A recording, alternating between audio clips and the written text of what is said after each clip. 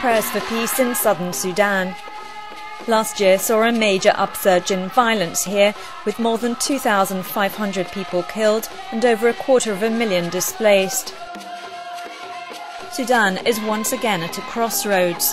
The next 12 months, with landmark elections and a referendum where southerners will decide whether they want to remain part of a united Sudan or secede, will be critical. There are fears that unless the international community acts now to bolster the fragile peace process, Sudan could once again face serious instability. Much of the violence is taking place in remote rural areas between southern Sudan's many tribes. It's often linked to disputes over resources, especially cattle and land. Many civilians still have guns, and disputes often flare into armed conflict. People living here in Nyamini village in central Equatoria were forced to leave their homes after a rival ethnic group carried out a raid, taking their livestock and killing 11 people.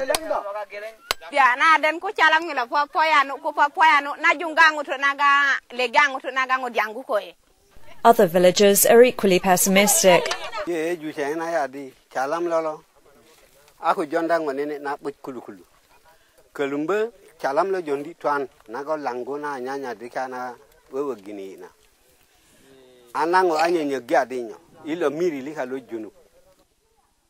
The Lord's Resistance Army, a vicious rebel group with its origins in northern Uganda, has also badly destabilised parts of southern Sudan. Mary Agya and her family fled their home in western Equatoria after an attack by the LRA. Displaced and living in a temporary shelter, they're unable to farm or earn any money.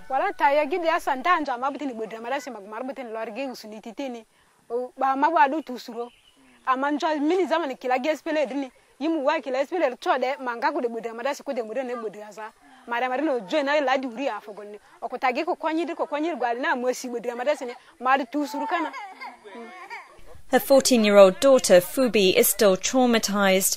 She was abducted by the rebels and doesn't want to go back home.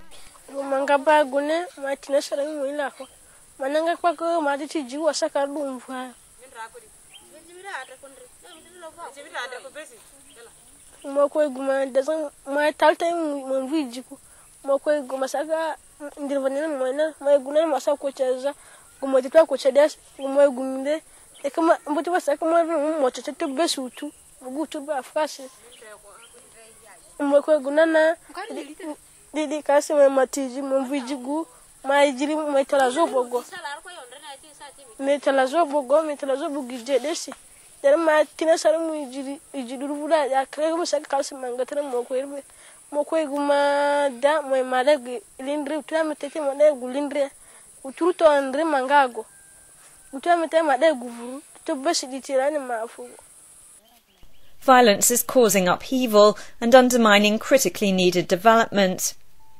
Rebecca Conjo and her family hunt for wild vegetables to eat after 2 attacks on their village in Lake State by a rival tribe.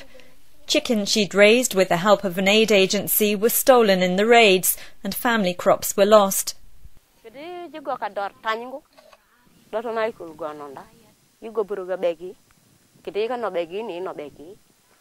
Ka donda ka gondang ba koto kede akuma lew darate ka jey bel bublu ka je lew darate targa robna jama bita non ka dobna ja gobro dinda ka jagoni chande dinda ko to do jago limu digam toro nenda gutinda bile rob madonda dinda hayna le. Although there is now a visible security presence in the county, fear still prevents many from returning to their looted shops and homes, which remain boarded up. The United Nations mission in Sudan, UNMISS, has deployed thousands of military and civilian personnel to support and monitor the implementation of the peace agreement. But many say the UN needs to do more to help protect civilians from violence. We don't know what is the role of UN, because we have seen that some people are here, they're called UN. But this insecurity is happening, but we don't know what are they saying about this.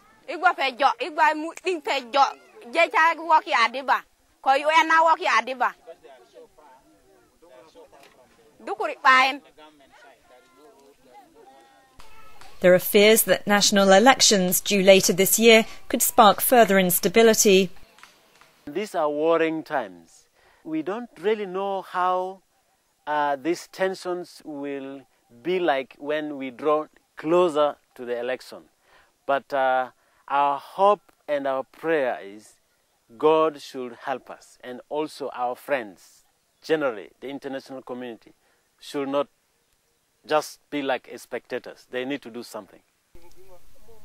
Renewed violence and frustration at the slow pace of change are undermining confidence in the peace process. Southern Sudan remains one of the poorest and least developed regions in the world. There are few paved roads, and many rural areas are inaccessible during the rainy season. Less than half the population has access to safe drinking water. People still walk for days to find the nearest health clinic, and many children don't go to school. People need basic services like education, like health, like water, like food income security. And they were expecting that after the signing of the peace agreement, they would have to have these basic services. But up to now, it is not enough reaching them. The vulnerable communities in Southern Sudan have suffered for the 21 years. They don't need to go back to war. They need peace and they need development.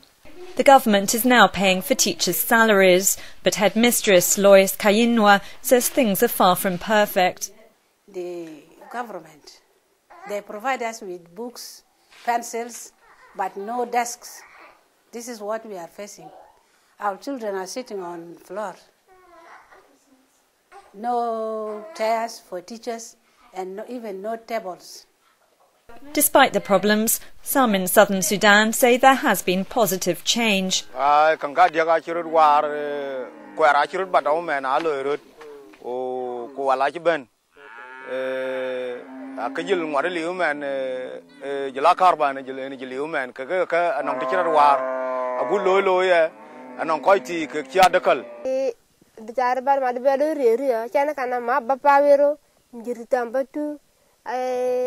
Bolamu wele bongo wele suadi amanga ngonya pido ma ngonya vutwaro nyana ya dok mama ndi ya ono sukulu pido ngaga kor vutwaya dok ya ono mandende ay ko lindri ngaga maro ka tu ferfere ago mandi luka ya mopane mandate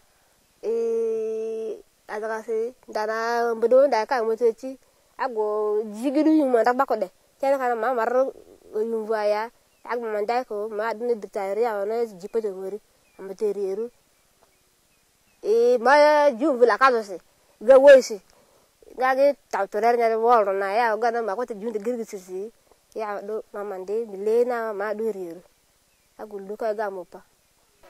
Southern Sudan has faced decades of war and neglect. These children were all born during the war.